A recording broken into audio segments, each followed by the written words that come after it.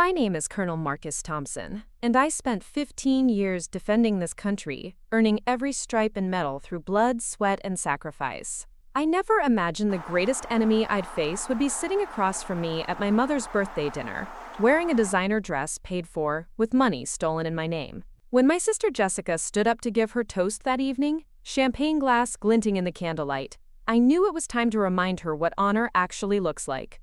That's why I'd driven 3 hours from Fort Campbell in my dress blues, complete with every ribbon and badge I'd earned serving overseas. She thought she'd buried me under paperwork and lies, but she forgot one crucial detail. I'm a military intelligence officer, and I've spent years hunting down people who think they're smarter than the system. Before we jump back in, tell us where you're tuning in from, and if this story touches you, make sure you're subscribed, because tomorrow, I've saved something extra special for you. The dining room at the Marriott in downtown Springfield was decorated in soft pastels, the kind of elegant setup my mother Patricia had always dreamed of for her milestone birthday. 65 candles flickered on a 3-tier cake, casting warm shadows across faces I'd known my entire life. Extended family members filled every chair, cousins and aunts chattering about their latest adventures, while servers in black vests weaved between tables. It was supposed to be a celebration, a moment of joy for a woman who'd sacrificed everything to raise 2 children after my father died in a construction accident when I was 25. I sat ramrod straight in my dress uniform, the weight of my service ribbons a familiar comfort against my chest. The Army had taught me discipline, patience, and how to read people's true intentions.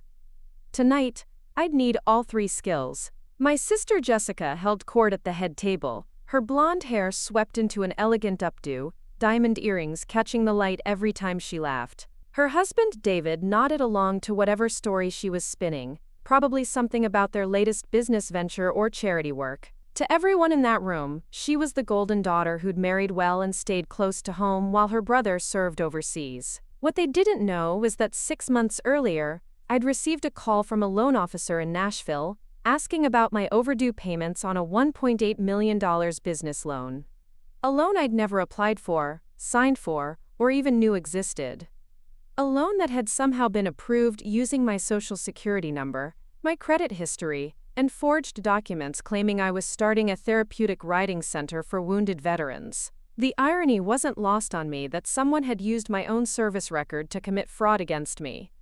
Jessica caught my eye across the room and raised her glass with a bright smile. To anyone watching, it looked like a loving sister acknowledging her military brother. But I saw something else in her expression, a flicker of calculation that I'd missed for far too long. She'd always been the charmer, the one who could talk her way out of trouble, or into whatever she wanted. When we were kids, she'd convinced me to take the blame for broken dishes and missing homework.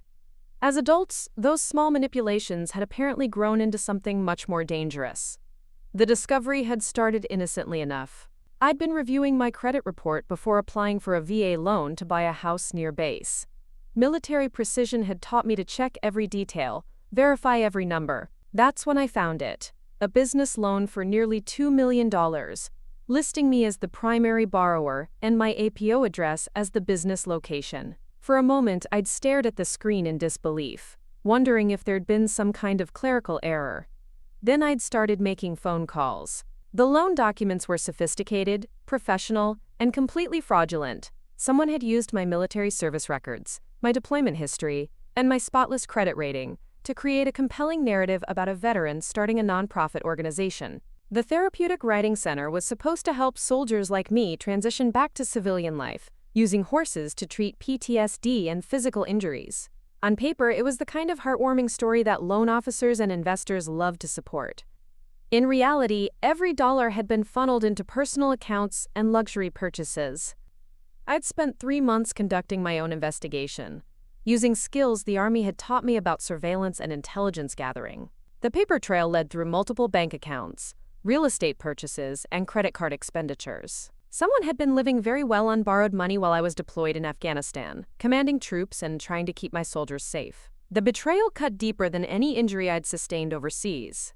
Uncle Frank, my father's older brother and a Vietnam veteran himself, leaned over and squeezed my shoulder. He was the only person in the room who knew the real reason I'd requested emergency leave to attend this party. His weathered hands bore the scars of his own service, and his eyes held the kind of understanding that only comes from shared sacrifice. He'd been the one to suggest I handle this situation with military precision rather than civilian emotion. Jessica stood up, tapping her fork against her champagne flute to get everyone's attention. The room gradually quieted as conversations faded, and all eyes turned toward her. She looked radiant, confident, completely at ease as the center of attention. Her voice carried easily across the room as she began speaking about family, gratitude, and the importance of supporting each other through life's challenges. Every word was perfectly chosen, every gesture calculated for maximum emotional impact. As she spoke about sacrifice and love, about how proud she was of her brother's military service, I felt something cold settle in my chest. This was the same voice that had called me crying about emergencies and financial crises. The same person who'd somehow gained access to my personal information during one of my deployments, when I'd foolishly given her power of attorney to handle some paperwork while I was overseas. She'd turned my trust into her personal ATM and my service record into her ticket to easy money. The time for patience was over. Jessica's voice carried across the room like honey over glass, each word perfectly modulated for maximum emotional impact. She spoke about family bonds and the sacrifices we make for each other, about how military families understand duty better than most. Her manicured fingers gestured gracefully as she painted a picture of the perfect sister who'd stayed home to care for their aging mother while her brave brother served overseas. The assembled relatives nodded along, some dabbing at their eyes with cloth napkins, completely captivated by her performance. I'd heard this speech before, or variations of it, during phone calls from Afghanistan when she'd needed money for what she called family emergencies, always delivered with the same perfect blend of vulnerability and strength, always ending with gratitude for my service, and promises that she'd pay me back once things stabilized at home. Sitting there in my dress blues, watching her weave another web of lies, I felt something shift inside me, like the click of a weapon being chambered. The military had taught me about timing, about waiting for the precise moment when action would have maximum impact. Jessica was building toward what she probably thought would be an emotional climax. Something about how proud our father would be if he could see us now. She had no idea that I'd spent the last 6 months learning exactly how she'd been honoring his memory, using my name and service record to finance a lifestyle that would have made our blue-collar father sick with disgust. I stood up slowly, my chair scraping against the hardwood floor with a sound that cut through her words like a blade. The movement was deliberate, controlled, the kind of precision that comes from years of military bearing. Every eye in the room turned toward me, confusion replacing the warm. Preparing and narrating this story took us a lot of time, so if you are enjoying it, subscribe to our channel, it means a lot to us. Now back to the story. Sentiment that had filled the space moments before. Jessica's voice faltered mid-sentence, her champagne flute trembling slightly in her hand as she tried to maintain her composure. Mother looked between us with the kind of worried expression she'd worn throughout our childhood whenever tension crackled between her children. Uncle Frank's weathered face remained impassive, but I caught the slight nod he gave me, the veteran's acknowledgement that sometimes a soldier has to stand and fight regardless of the battlefield. Cousin Tyler fumbled with his camera, clearly sensing that something significant was about to happen but not understanding what. The silence stretched for several heartbeats, heavy with anticipation and the weight of 15 years of accumulated lies. I could feel the ribbons on my chest, each one representing missions accomplished and soldiers brought home safely. The Bronze Star I'd earned for actions during a Taliban ambush that had saved 6 men's lives. The Purple Heart from the IED explosion that had left me unconscious for 3 days and given me a scar that still ached when it rained. The Combat Action Badge that marked me as someone who'd faced enemy fire and lived to tell about it. Jessica had used all of that, every sacrifice and every scar, to convince financial institutions that she was worthy of their trust. She'd monetized my service while I was still serving, turning my dedication to duty into her personal profit margin. The realization had hit me like shrapnel when I'd first seen those loan documents, but now it had crystallized into something harder and more focused. I walked toward the front of the room with measured steps, my polished dress shoes clicking against the floor in rhythm with my heartbeat. The Army had taught me how to command attention without raising my voice, how to project authority through posture and presence alone. Every person in that room could sense the change in atmosphere, the shift from celebration to something else entirely. Several relatives had stopped eating, their forks suspended halfway to their mouths as they watched this unexpected drama unfold. David, Jessica's husband, looked genuinely confused as his wife's confident smile began to crack around the edges. He was a decent man who worked in pharmaceutical sales, someone who probably thought his wife's business ventures were legitimate, and her brother's military career was just a source of family pride. I almost felt sorry for him, knowing that he was about to discover how thoroughly he'd been deceived by the woman sharing his bed and his name. When I reached the front of the room, I turned to face the assembled family with the same bearing I'd used when addressing troops before dangerous missions. The weight of command settled on my shoulders like a familiar cloak, and I felt the calm focus that had carried me through firefights and strategic planning sessions. This was just another mission, albeit one where the enemy wore designer clothing and shared my DNA. Jessica attempted to salvage the moment with a nervous laugh that sounded like breaking glass. She raised her champagne flute toward me in what appeared to be a toast, but I could see the calculation behind her eyes as she tried to figure out how to regain control of the narrative. Her voice carried false brightness as she said something about how wonderful it was to have her hero brother home for such a special occasion. The word hero hung in the air like smoke from a discharged weapon. I'd been called that before, usually by politicians and civilians who'd never seen combat but wanted to feel better about sending other people's children to war. Real heroes were buried in Arlington National Cemetery or struggling with PTSD in VA hospitals across the country. I was just a soldier who'd done his job and lived through it, but Jessica had turned even that into a commodity she could exploit. I reached into the inner pocket of my dress jacket and withdrew a manila envelope, the paper crisp and official-looking against the elegant table setting. The gesture was simple, controlled, but it had the impact of a grenade rolling across the floor. Jessica's face went pale beneath her carefully applied makeup, and her champagne flute trembled so violently that liquid sloshed onto her manicured fingers. The envelope contained copies of loan documents, bank statements, and correspondence that painted a very different picture of family loyalty than the one Jessica had been presenting. Every transaction was documented, every lie cataloged with the thoroughness that military intelligence training demanded. I'd spent 3 months building this case the way I'd built operations against insurgent networks, following money trails and communication patterns until the full scope of the deception became clear. Mother's voice cut through the tension with a sharp edge of maternal authority that I remembered from childhood disputes. She demanded to know what was happening, why her birthday celebration was being disrupted by whatever conflict her adult children had dragged into her special day. Her tone carried the exasperation of a woman who'd spent decades trying to keep peace between siblings, who seemed determined to find new ways to disappoint her. Uncle Frank's voice was quiet, but carried the authority of someone who'd earned respect through decades of honorable service. He suggested that perhaps this was a conversation better held in private, away from the extended family and hired servers, who were pretending not to notice the drama unfolding at the head table.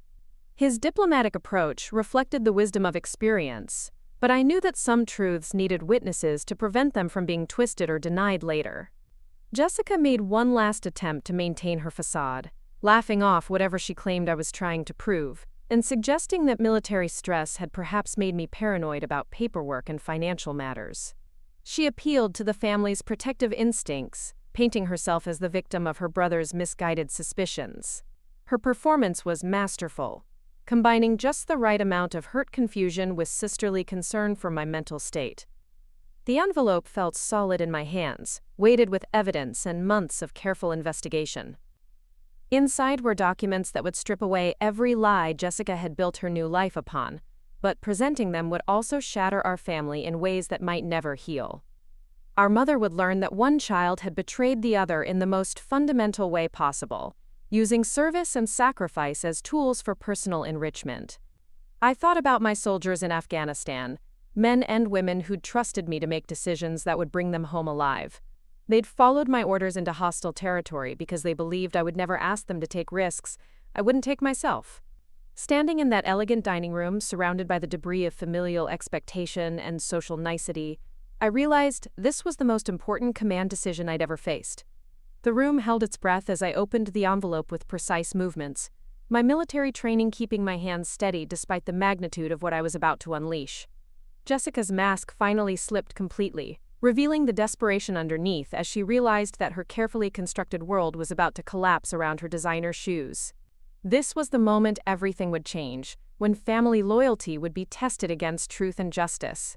I'd spent 15 years serving my country with honor, and I wasn't about to let anyone, even my own sister, turn that service into a weapon against me. The seeds of betrayal were planted on a Tuesday morning in March, 13 years ago, when the hospital chaplain walked into the waiting room with that particular expression of controlled grief that I'd later recognize on the faces of casualty notification officers. Dad had been working a high-rise construction project downtown, 40 stories of steel and concrete reaching toward the gray Ohio sky, when the crane cable snapped. The load of I-beams had shifted during the lift, and my father, Thomas Thompson, had been standing in exactly the wrong place when 2 tons of steel decided to obey gravity. I was 25 then, fresh out of Ohio State with a degree in criminal justice and plans to join the police force in Columbus. Jessica was 18, a high school senior who'd just been accepted to the University of Cincinnati on a partial scholarship for her grades and what the admissions counselor called her exceptional leadership potential. She'd been class president, homecoming queen, the kind of golden girl who made parents glow with pride when they talked about their children's accomplishments. The funeral drew hundreds of people. Dad had been a union man for over 20 years, respected by his crew and known for his willingness to help anyone who needed it.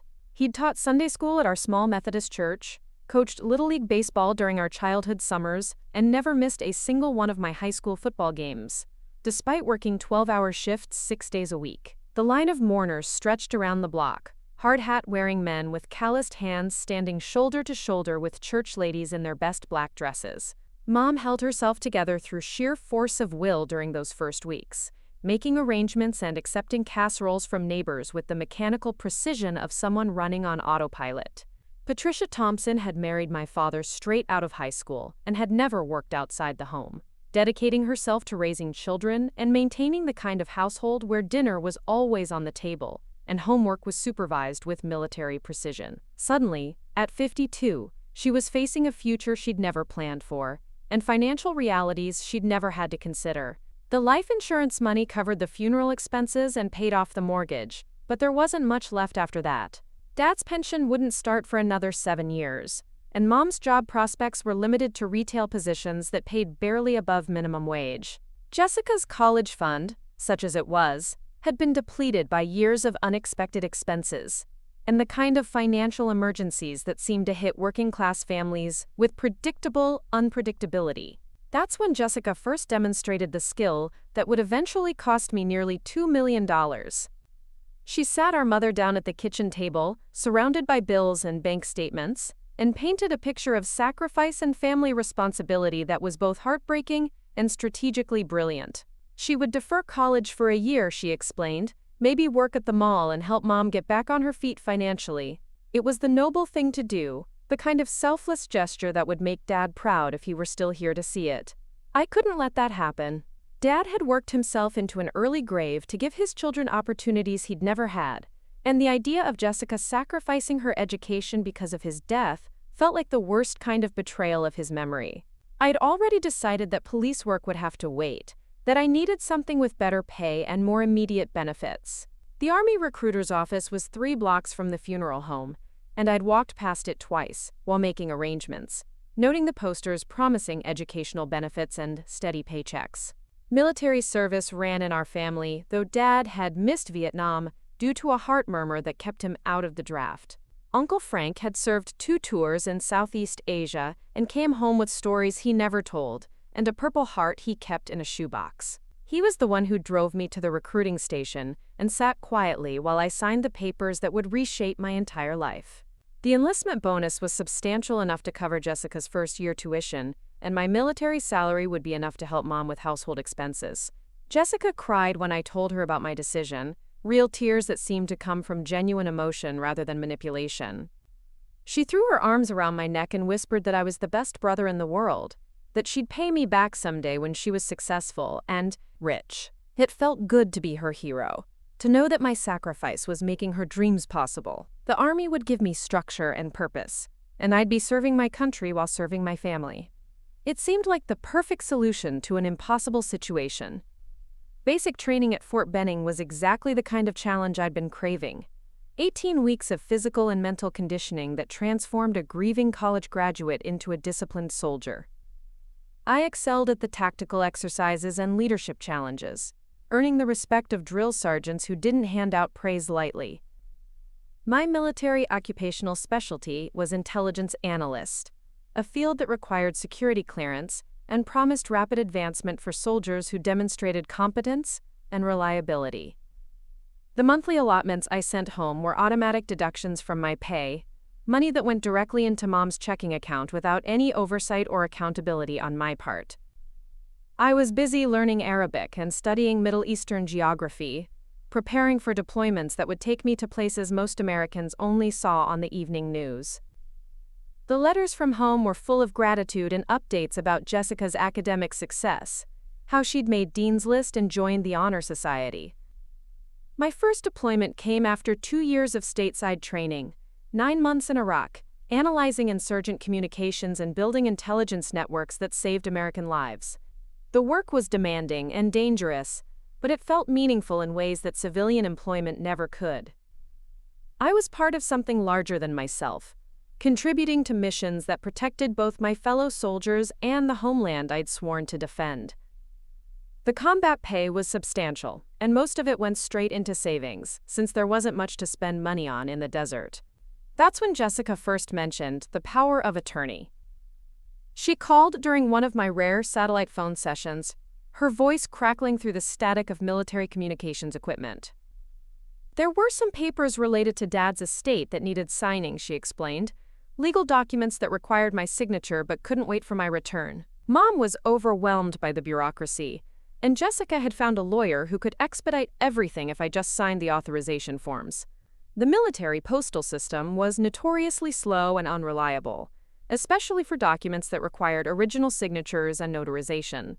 Jessica had done her research and found a solution that would allow her to handle necessary paperwork in my absence, saving me the hassle of dealing with civilian bureaucracy while I was focused on military missions. She'd scan everything and email copies to my military address, keeping me informed of every transaction and decision. Signing those papers felt like the responsible thing to do, another example of military precision applied to family logistics. Jessica had proven herself trustworthy during my first deployment, managing Mom's household expenses and her own college costs with apparent competence. The power of attorney was limited in scope, or so I believed, restricted to specific estate matters and emergency situations that couldn't wait for my return. What I didn't understand then was that Jessica had learned to weaponize my sense of duty and family responsibility. Every conversation included references to my heroic service and the sacrifices I was making for my country. She painted herself as my loyal supporter on the home front, the sister who understood military life and would never burden me with unnecessary worries while I was in danger. Her requests for additional money were always framed as temporary emergencies or investment opportunities that would benefit the entire family. The therapeutic riding center idea emerged during my second deployment to Afghanistan, a business concept that combined Jessica's supposed love of horses with her desire to help veterans transition back to civilian life. She'd researched the market thoroughly, she claimed, and found a gap in services for soldiers dealing with PTSD and physical disabilities. The initial investment would be substantial, but the potential for both profit and social good made it an opportunity too good to pass up. She'd found the perfect property, a 100-acre farm outside Nashville with existing stables and riding trails. The current owners were motivated sellers, and financing was available for veteran-owned businesses that served other veterans. All she needed was my participation as the primary applicant, someone with military credentials and the kind of credit history that impressed loan officers. I would be the face of the operation while she handled day-to-day management, a partnership that leveraged both our strengths. The loan application process happened entirely through electronic communications and digital signatures, a modern convenience that allowed deployed soldiers to participate in civilian transactions without leaving their duty stations. Jessica handled all the paperwork, coordinating with loan officers and providing documentation that supported our business plan. I reviewed what she sent me via encrypted military email, trusting that my sister had done her due diligence and wasn't asking me to sign anything that could jeopardize my military career or financial security. Looking back now, I can see how carefully she'd groomed me for that moment, building trust through years of seemingly legitimate requests and transparent communications. Every dollar I'd sent home had been accounted for with receipts and explanations. Every decision had been discussed and justified with apparent logic.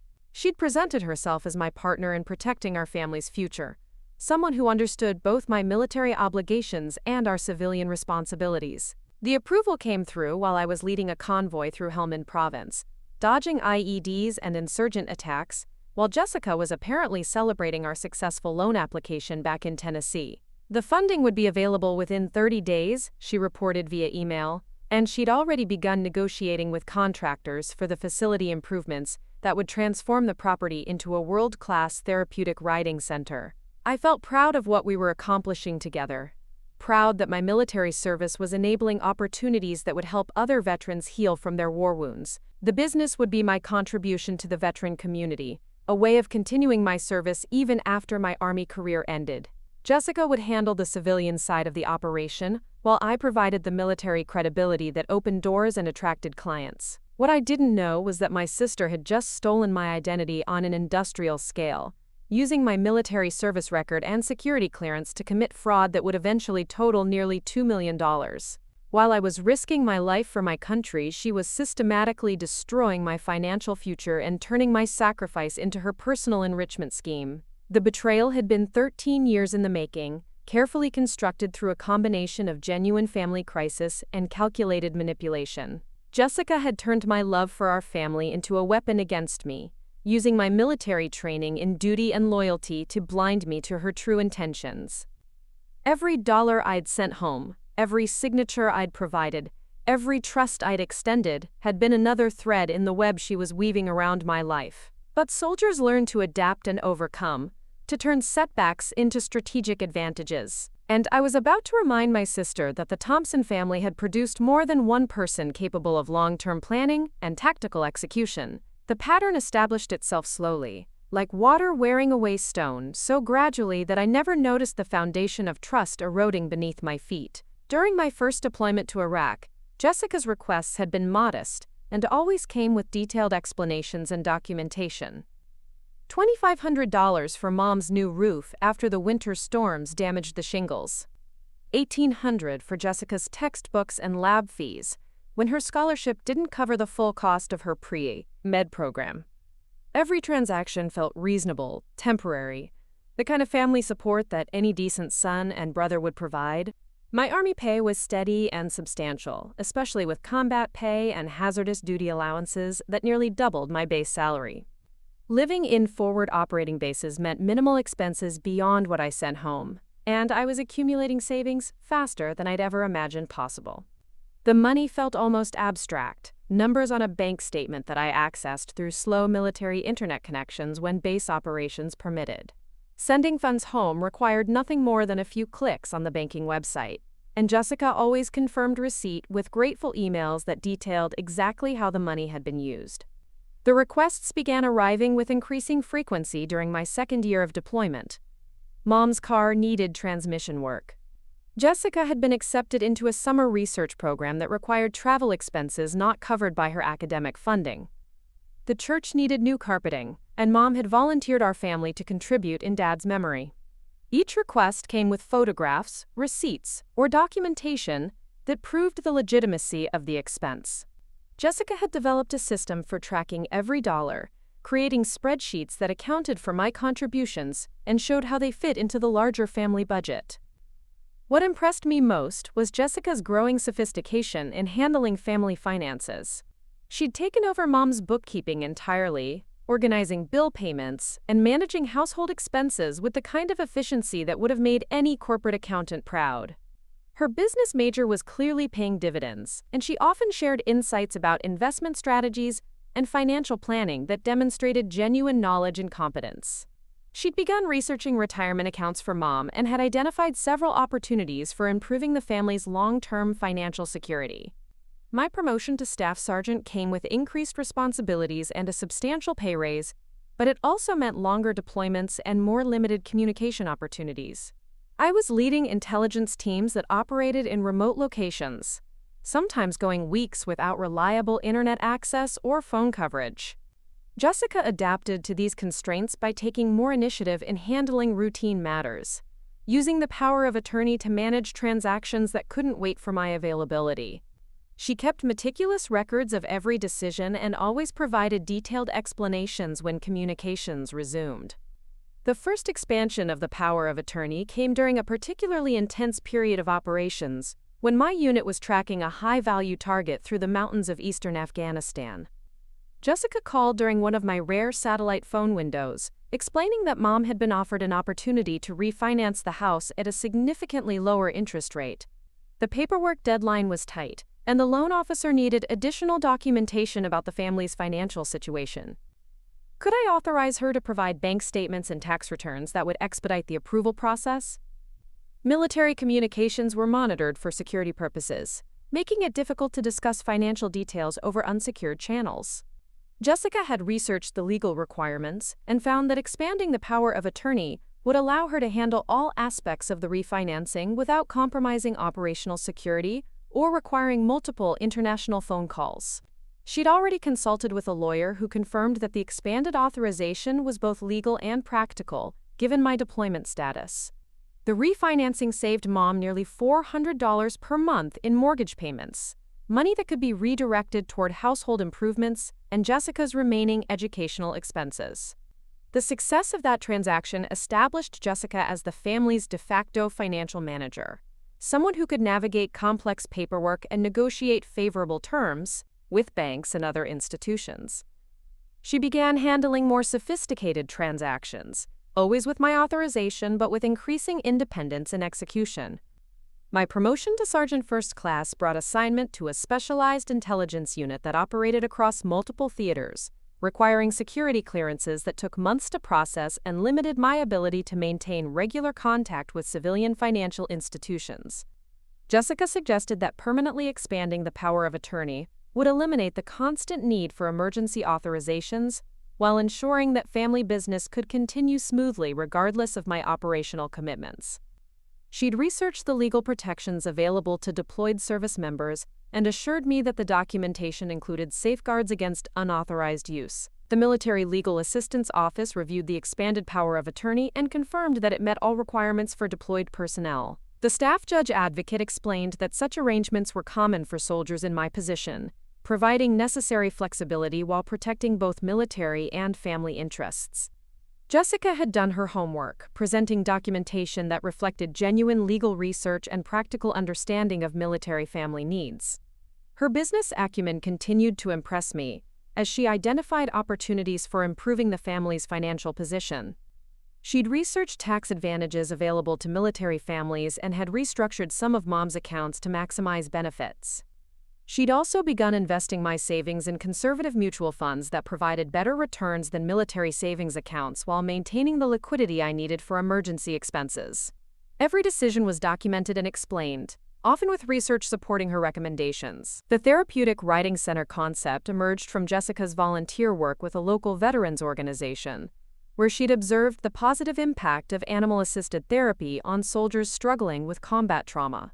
She'd researched similar programs across the country and identified significant gaps in services available to returning veterans. The business plan she developed was comprehensive and professionally prepared, demonstrating market research, financial projections, and operational strategies that impressed the veteran service organizations she'd consulted. Jessica's academic performance had been consistently outstanding, maintaining Dean's List status while managing increasingly complex family responsibilities. Her professors had begun recommending her for leadership positions in student organizations, and she'd been selected for internships with financial planning firms that recognized her analytical abilities. The Therapeutic Riding Center represented a logical extension of her academic interests and her genuine desire to serve the veteran community. The property she'd identified was a 100-acre farm that had been operating as a commercial riding stable for over 20 years. The current owners were retiring and had expressed interest in selling to someone who would continue serving the community. The facility included professional quality stables, indoor and outdoor riding arenas, and several buildings that could be converted into offices and therapy spaces. The asking price was reasonable for the size and condition of the property, and the owners were willing to provide seller financing that would reduce the initial capital requirements. Jessica had spent months developing relationships with the current owners, learning about the operation, and identifying opportunities for expansion into therapeutic services. She'd researched certification requirements for therapeutic riding instructors and had identified several local professionals who would be interested in joining the program.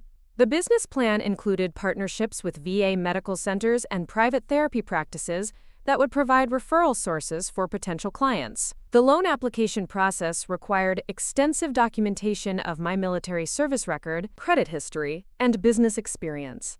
Jessica had prepared most of the paperwork using information from my personnel files and had coordinated with loan officers to ensure that all requirements were met. My role was primarily to review and sign documents that she'd already vetted with legal counsel and financial advisors.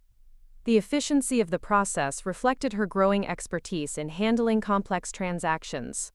What I failed to recognize at the time was how systematically Jessica had been conditioning me to trust her judgment and defer to her expertise in financial matters.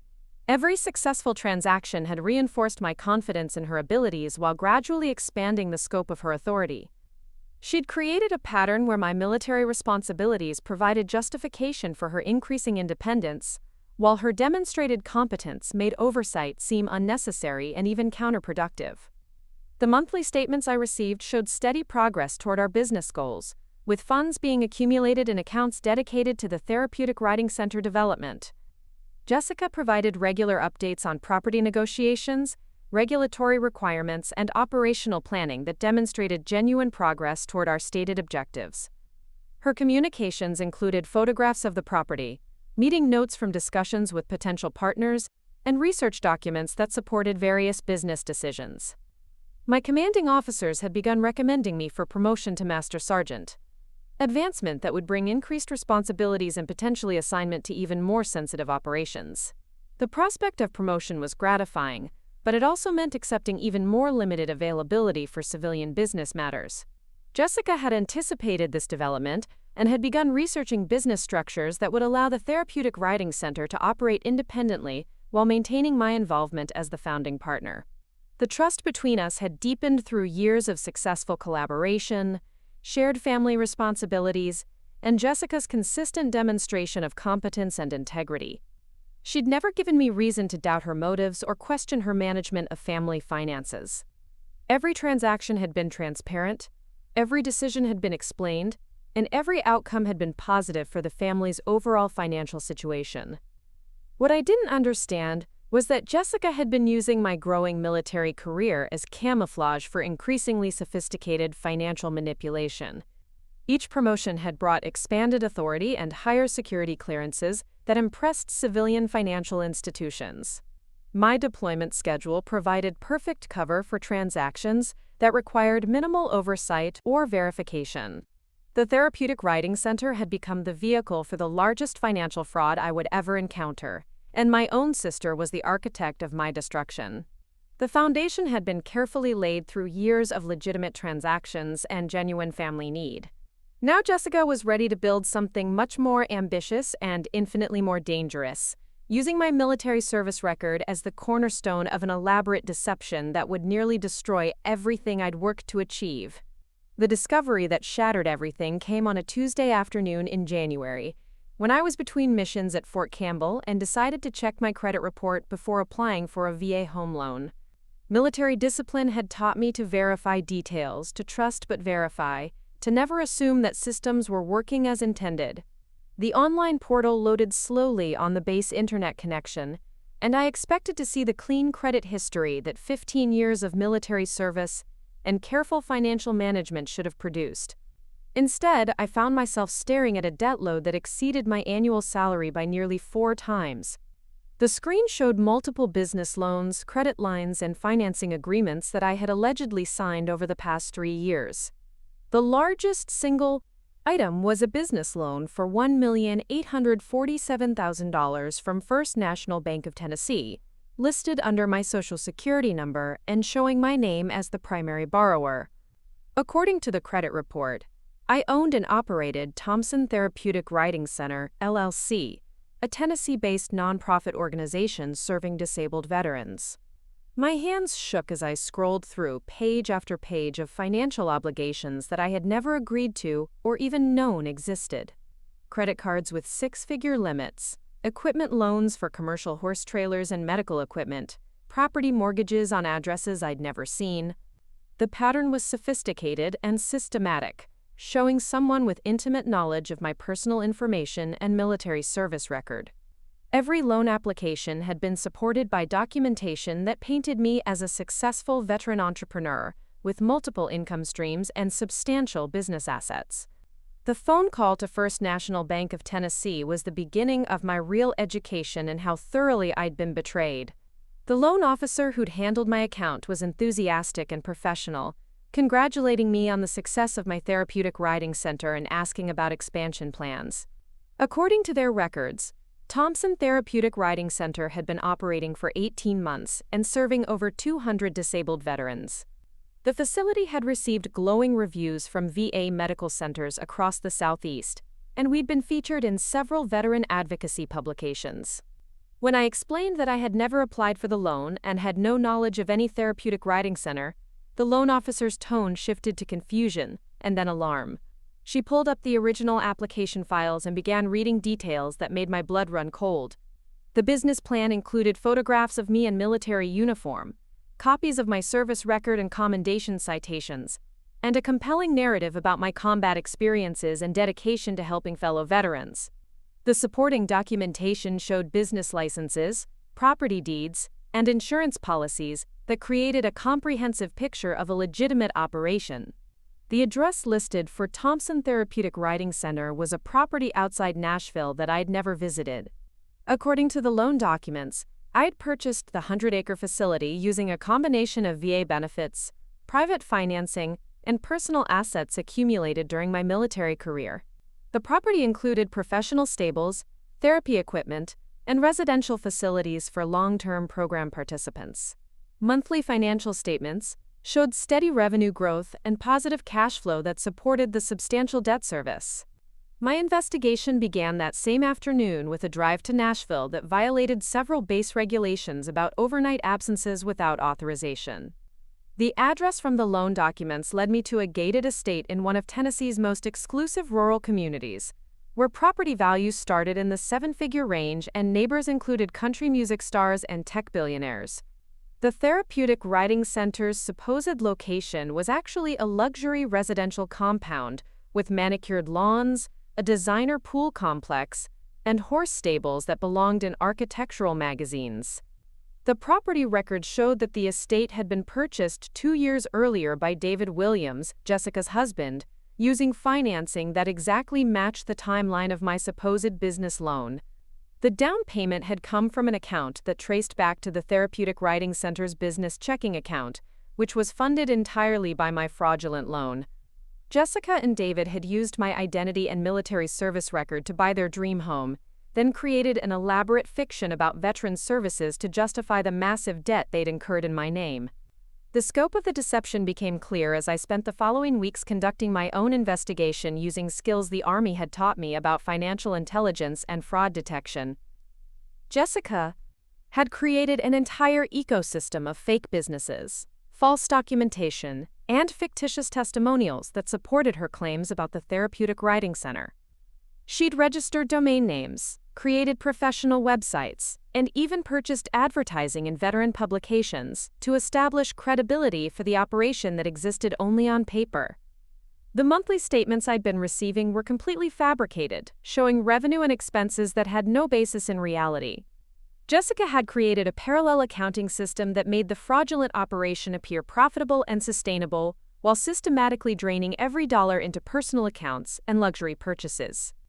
She'd even gone so far as to create fake testimonials from supposed veteran clients, using stock photographs and invented stories about life-changing therapy experiences.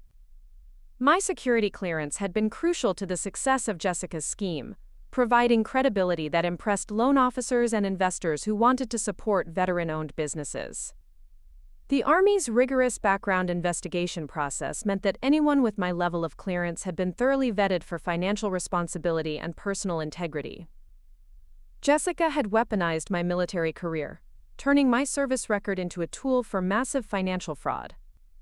The private investigator I hired was a former military police officer who specialized in fraud cases involving service members.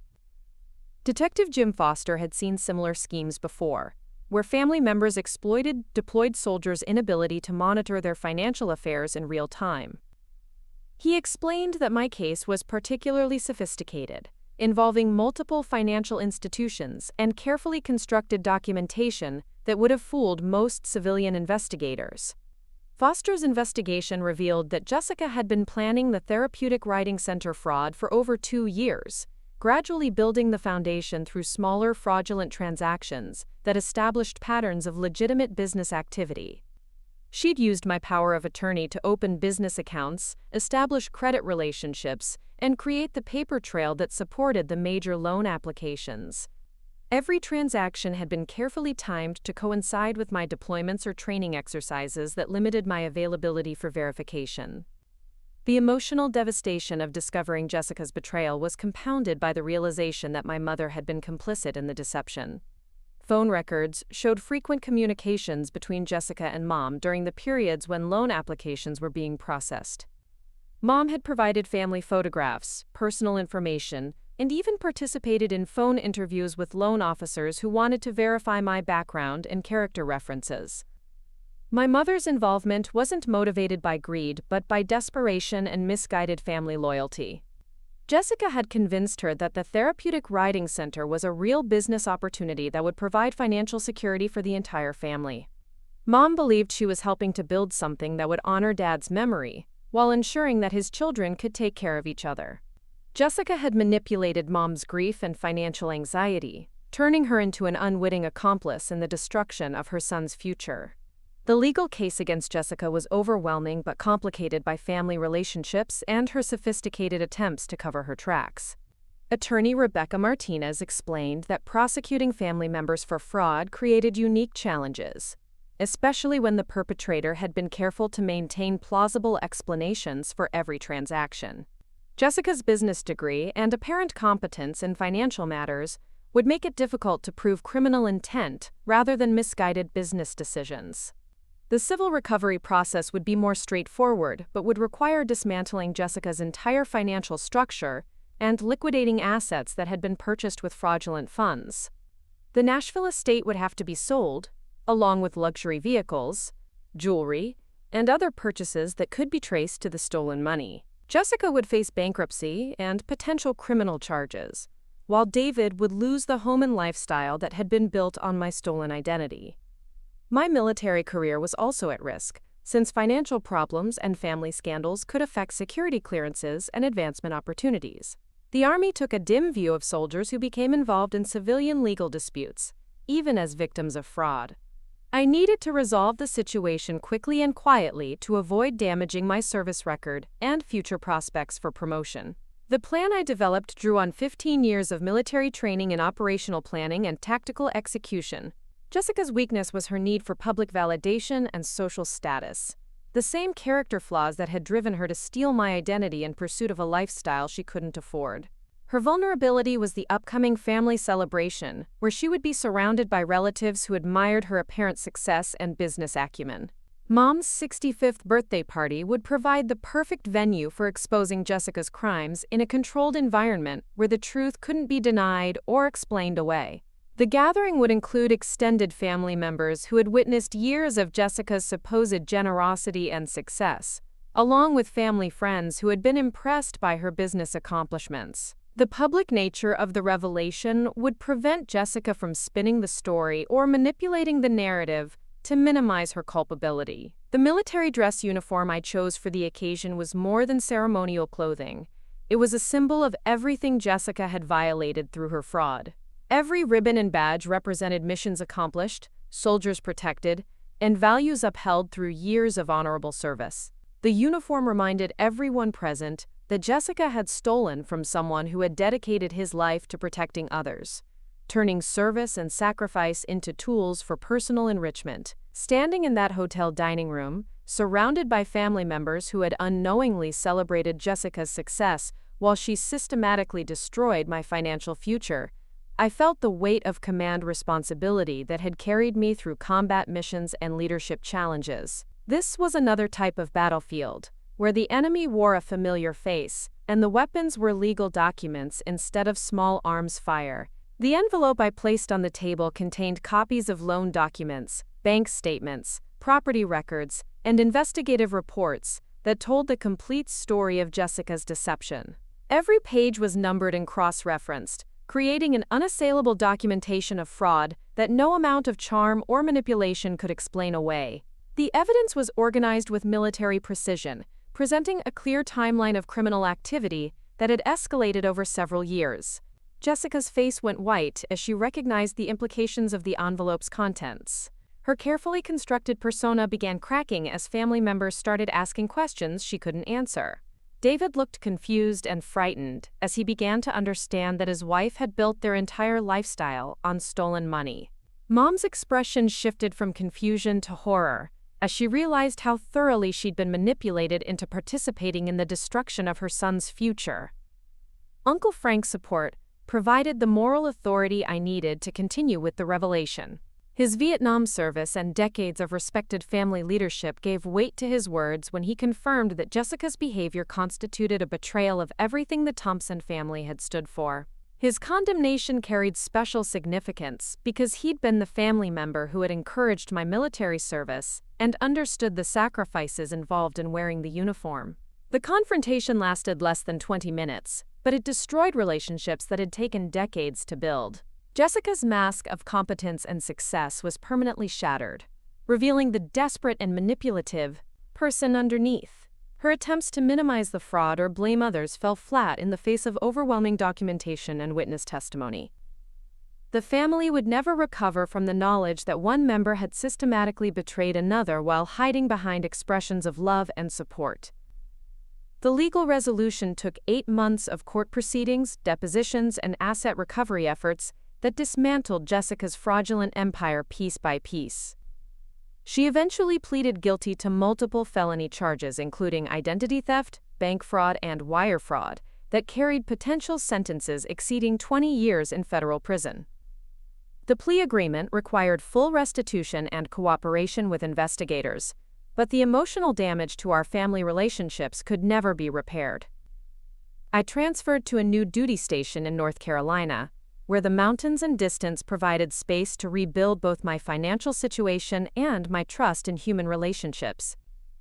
The Army promoted me to colonel ahead of schedule, recognizing my leadership abilities and the integrity I demonstrated throughout the legal proceedings. My security clearance was actually enhanced rather than damaged, since my role as a fraud victim demonstrated the kind of financial responsibility and personal ethics that the military valued. The therapeutic riding center I eventually established was legitimate, funded through proper channels and operated according to the highest standards of veteran care. The irony wasn't lost on me that Jessica's fraudulent scheme had actually planted the seed for a real business that provided genuine benefits to disabled veterans. The program served over 100 clients in its first year, offering equine-assisted therapy that helped combat veterans' transition back to civilian life. Jessica served 18 months in federal prison, followed by 5 years of supervised probation that required monthly restitution payments and prohibited her from accessing any financial accounts without court approval. Her marriage to David ended in divorce proceedings that left her with minimal assets and a criminal record that would follow her for the rest of her life. The golden girl who had once been the pride of the Thompson family became a cautionary tale about the consequences of betraying trust and honor. Mom struggled with guilt and depression for years after learning about her role in facilitating Jessica's crimes. Therapy helped her understand that she had been a victim of manipulation rather than a willing participant in fraud, but the knowledge that she had unknowingly helped destroy her son's financial future was a burden she carried until her death 5 years later. Our relationship was never the same, though we found ways to maintain contact and mutual respect. The experience taught me that military training in tactical operations and strategic planning could be applied to civilian challenges with devastating effectiveness. Jessica had underestimated her brother's ability to investigate, document, and prosecute crimes, with the same precision I'd used to hunt insurgents and analyze enemy communications. She'd forgotten that soldiers are trained to adapt and overcome obstacles, to turn setbacks into strategic advantages. The dress uniform I wore to that birthday party represented more than military service. It symbolized the values of honor, integrity, and service that Jessica had tried to corrupt for personal gain. Standing in that room, surrounded by evidence of her betrayal, I'd reclaimed not just my financial future but my faith in the principles that had guided my military career. Some battles are fought with weapons and tactics, but others require nothing more than truth, documentation, and the courage to stand up for what's right. The Thompson family name had been tarnished by Jessica's crimes, but it had also been redeemed by the response to those crimes. Military service teaches that honor isn't inherited. It's earned through actions and choices that reflect character and commitment to principles larger than personal interest. Jessica had chosen betrayal and deception, while I had chosen truth and accountability. The uniform made the difference visible to everyone in that room. Up next, you've got 2 more standout stories right on your screen. If this one hit the mark, you won't want to pass these up. Just click and check them out.